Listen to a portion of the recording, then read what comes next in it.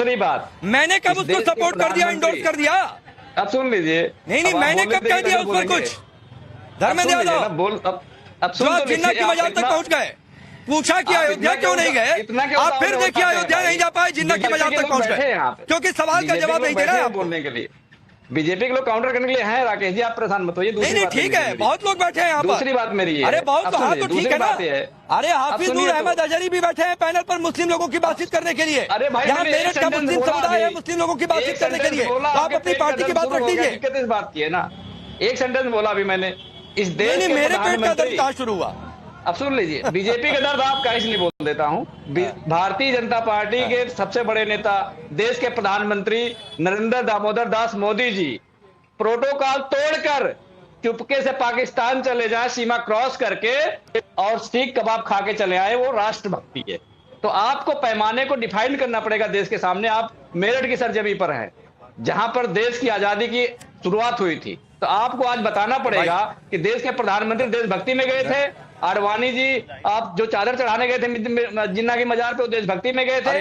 तीसरी बात सुनिए ना, तीसरी बात ये है सर, सुनिए ना, अरे धर्मेंद्र जी सुनिए, तीसरी बात, अरे सुनिए मेरी बात, तीसरी बात आने दीजिए, बोलिए तीसरी बात ये है, भारत के अंदर पाकिस्तान का उच्चायोग है, उच्चायुक्त हैं। अगर आप इतने बड़े देशभक्त हैं तो मोदी जी को सलाह दीजिए कि यहाँ के उच्चायोग को भगा दे, पाकिस्तान के उच्चायोग को। पाकिस्तान से बात नहीं करनी है तो उच्चायोग को हटा दे, उच्चायोग खत्म कर दे। तो ये सलाह भारतीय जनता पार्टी को दे दीजिए। इस देश में भाईचारे से ही देश की अखंडता मजबूत होती है। देश की एकता अगर मजबूत होगी तो भाईचारे नहीं हो गया आपका, आज आपके हो गया आपका, खड़े हैं मेरे भाई, हो गया आपका।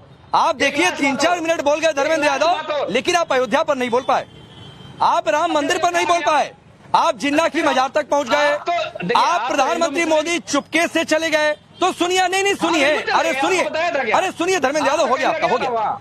चुपके सुनिए, चुपके से जो जाता है किसी दूसरे देश में, सुनिए भाई, सुनिए, हर सुनिए ना, चुपके, बिरयानी खाने, अरे हर प्रधानमंत्री के दौरों पर नहीं कैमरा चला जाता है, वैसे तो हर प्रधानमंत्री के दौरों पर नहीं चला जाता है कैमरा। ठीक है, सुनिए पहले सुनिए धर्मेंद्र यादव, अरे पाकिस्तान क्यों नहीं गया कैमरा? चुपके से कोई दूसरे देश में चला जाए तो उसको घुसपैठिया कहते हैं। वहां पर पाकिस्तान की सरकार ने स्वागत किया था, और एक देश के प्रधानमंत्री दूसरे देश में कब जाना है, नहीं जाना है, ये तय कर सकते हैं, लेकिन कोई नेता उठकर तय नहीं कर देगा। और इतना शौक है तो सर वक्त का इंतजार करिए, जब आप सत्ता में आ जाइए, जिस दिन आप सत्ता में आ जाएंगे उस दिन तय कर लीजिएगा कि पाकिस्तान से कब बातचीत शुरू करनी है, कब पाकिस्तान के उच्चायोग में जाना है, कब पाकिस्तान की सीमा को खोल देना है, कब पाकिस्तान से क्रिकेट शुरू कर देनी है, ये सब तय कर दीजिएगा। लेकिन उस वक्त का इंतजार कीजिए जब समाजवादी पार्टी सत्ता में आ जाए। अभी आप सत्ता में नहीं है तो विपक्ष का काम करिए, आप सरकार पर सवाल उठाइए जो सवाल उठाने हो, लेकिन ये गफलत मत पालिए कि आज की डेट में आप सत्ता में हैं। फैज का रुक जाइए। बिस्मिल्लाहिर्रहमानिर्रहीम। मैं किसी को नहीं बांटना चाहता हूँ, आप बांटना चाहते हैं सर, आप बांटना चाहते हैं, इसलिए आप अयोध्या राम मंदिर पर 2 शब्द नहीं बोल पाए। आप जिन्ना की मजार से लेकर पता नहीं कहाँ भ्रमण कर रहे हैं। चलिए फैज खान बोलिए। जी बिस्मिल्लाहिर्रहमानिर्रहीम। देखिए, मैं राकेश भाई एक बात कहना चाहूंगा, सबसे पहले आपको बधाई देना चाहूंगा कि मेरठ की धरती पर मुस्लिम बहुल क्षेत्र में खड़े और निष्पक्ष विचार ले रहे हैं, किसी पे कोई दबाव नहीं है, स्पष्ट वहां पर दिखाई दे रहा है। लेकिन लास्ट में जिस भाई ने जो बात कही, आप जहां विचार ले रहे थे, तो उन्होंने बहुत समझदारी वाली बात कही। मैं उसी से आगे बढ़ूंगा कि सरकार तय करेगी कौन कहां जाएगा नहीं जाएगा। मोदी जी भी यदि गए, वो कहते हैं चुपचाप चले गए, ऐसा नहीं होता है। पूरी डिप्लोमेसी के तहत डिप्लोमेट्स तय करते हैं, तब देश का प्रधानमंत्री जाता है। देश की कूटनीति के तहत किसी भी देश पे इस बात को समझना चाहिए। और ऐसे ही पाकिस्तान का जो यहां पर उच्चायोग है वो डिप्लोमेसी के तहत है, तो ये देश की सरकार तय करेगी। जो कि अभी लास्ट वाले भाई ने कहा, देश में कोई भी व्यक्ति उठकर, अब मैं एक उदाहरण दे रहा हूं, अभी बलोचिस्तान ने पाकिस्तान की आर्मी पर अटैक किया, पाकिस्तान की आर्मी का कोई भी व्यक्ति बलूचिस्तान की इफ्तार पार्टी में जाएगा क्या? नहीं जाएगा ना। तो जब पाकिस्तान वाले हमारे यहां अटैक कर रहे हैं, आतंकवादी भेज रहे हैं, तो यहां का कोई भी व्यक्ति बिना कूटनीति के तहत, बिना सरकार को बताए, बिना डिप्लोमेट्स को बताए पाकिस्तान उच्चायोग में भी नहीं जाएगा और पाकिस्तान भी नहीं जाएगा। यदि ऐसा जाता है तो देश की सुरक्षा में वो सेंध लगाता है कि पता नहीं वहां से कौन सा ट्रांसमीटर लेकर आएगा। इन लोग की जांच होनी चाहिए, क्योंकि वहां अंदर तो सारे ISI के लोग बैठे ही रहते हैं, पाकिस्तान में भी और उच्चायोग में भी। भाई उनका तो काम ही है, इस बात को समझना चाहिए। और रही बात इफ्तार की, इफ्तार करना है कल भी मैंने टाइम्स नाउ की स्टूडियो में इफ्तार किया था, आज भी करूंगा। इफ्तार कराने वालों की कमी नहीं है इस देश में। हमारे हिंदू भाई खूब इफ्तार कराते हैं, हमको भी। तो आप यहां कीजिए, उसके लिए आपको पाकिस्तान उच्चायोग जाने की बिल्कुल भी जरूरत नहीं है। और मोदी जी वहां गए तो डिप्लोमेसी का यह संदेश भी देना था कि पाकिस्तान की धरती पर हिंदुस्तान का प्रधानमंत्री कभी भी उतर सकता है। ये कूटनीति के तहत गए थे, ये राजनयिक के तहत गए थे, ना कि किसी के तलवे चाटने गए थे जिस तरह की जाते हैं वो मानसिकता के लोग जो यासीन मलिक को प्रधानमंत्री आवास पर बुलाते हैं। एक तरफ ये मानसिकता है, दूसरी तरफ कलाम साहब को राष्ट्रपति बनाते हैं। एक तरफ ये मानसिकता है तो हम उस मानसिकता के साथ डॉक्टर कलाम को राष्ट्रपति बनाएं और भारत रत्न से नवाजे, ना कि यासीन मलिक को राष्ट्रपति प्रधानमंत्री बुलाकर सम्मान करें। ठीक है, अब अजहरी साहब एक बात बताइए।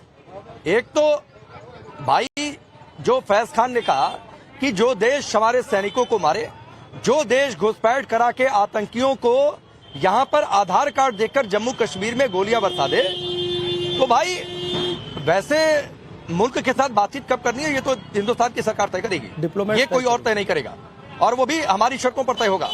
लेकिन अगर आप पाकिस्तान के उच्चायोग जा रहे हैं तो क्या ये ठीक संदेश है? वक्फ बिल आपको मंजूर नहीं है, बड़ा एतराज है भाई, चलिए आपकी अदावत है, आप सड़कों पर उतरिए, अच्छी बात भी है, लोकतांत्रिक अधिकार भी है प्रदर्शन करने का, लेकिन और कोई नहीं मिला इफ्तारी कराने के लिए। मुझे भी गौर से सुन लें आप लोग, पैनल में बैठे सारे लोग, और दर्शकों से गुजारिश है, मैं अपनी बात अपनी एक शेर से शुरू कर रहा हूं कि लिखने बैठूं, दया अगर लिखने बैठूं होते हैं अनुवादित राम, दया अगर लिखने बैठूं होते हैं अनुवादित राम, रावण को भी नमन किया है, ऐसे थे मर्यादित राम। आज अफसोस की बात है कि रोजा इफ्तार पर परेशानी हो रही है।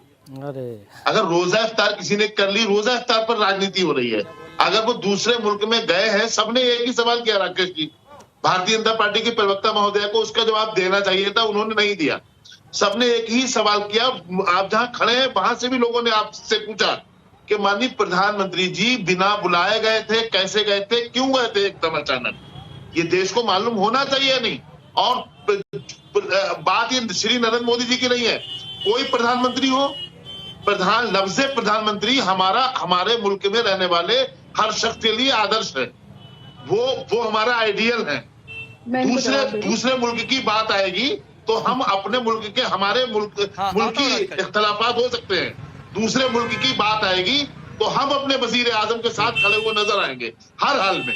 चूंकि विदेश नीति के जो मामले होते हैं वो केंद्र सरकार तय करेगी, हम नहीं करेंगे तय।